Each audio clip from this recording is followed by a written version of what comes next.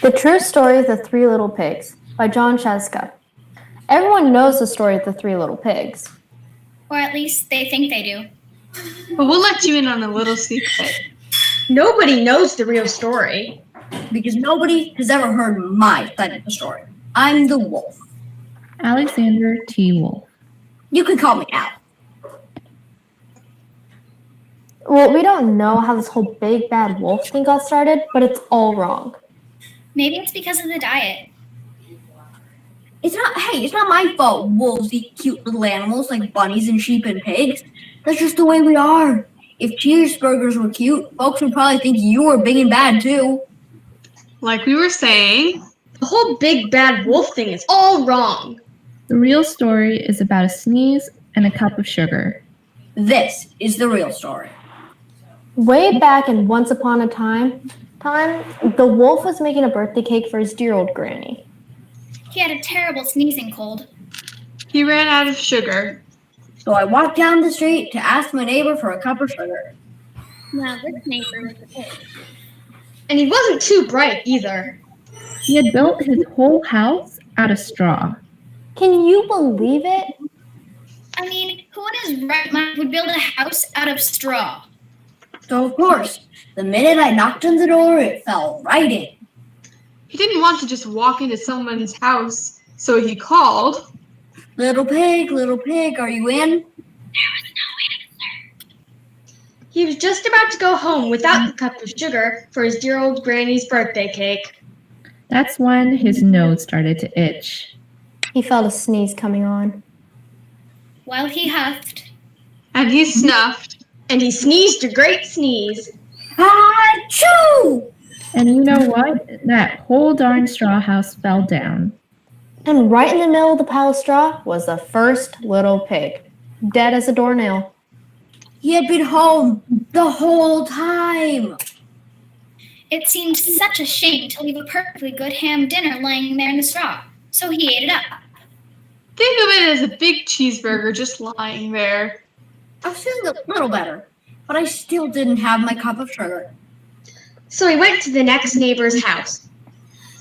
This neighbor was the first little pig's brother. He was a little smarter, but not much. He had built his house out of sticks. He rang the bell on the stick house. Nobody answered. Mr. Pig, are you in? Go away, Wolf. You can't come in. I'm shaving the hairs off my chinny chin. The wolf had just grabbed the doorknob when he felt another sneeze coming on. He huffed. And he snuffed. And he tried to cover his mouth, but he sneezed a great sneeze. Achoo! And you're not going to believe it, but this guy's house just fell down like his brother's. When the dust cleared, there was the second little pig, dead as a doornail. Wolf's on. Now, you know food will spoil if you leave it out in the open. So he did the only thing there was to do. He had dinner again.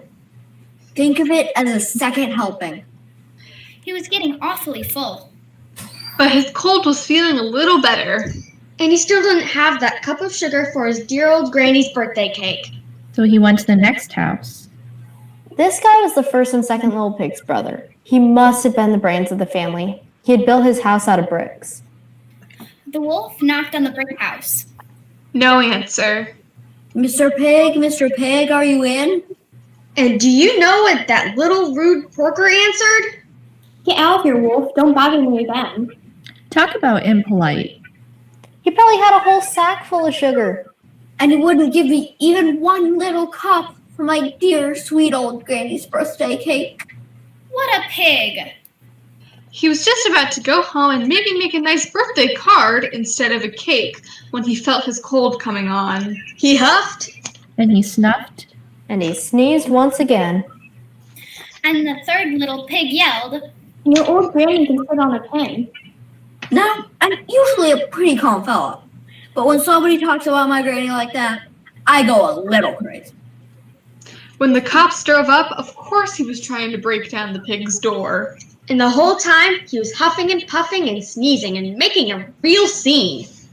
The rest, as they say, is history. The news reporters found out about the 2 pigs I had for dinner. They figured a sick guy going to borrow a cup of sugar didn't sound very exciting. So they jazzed up the story with all that huff and puff and blow your house down. And they made me the big bad wolf. That's it. The real story. I was framed. But maybe you could loan him a cup of sugar. The end.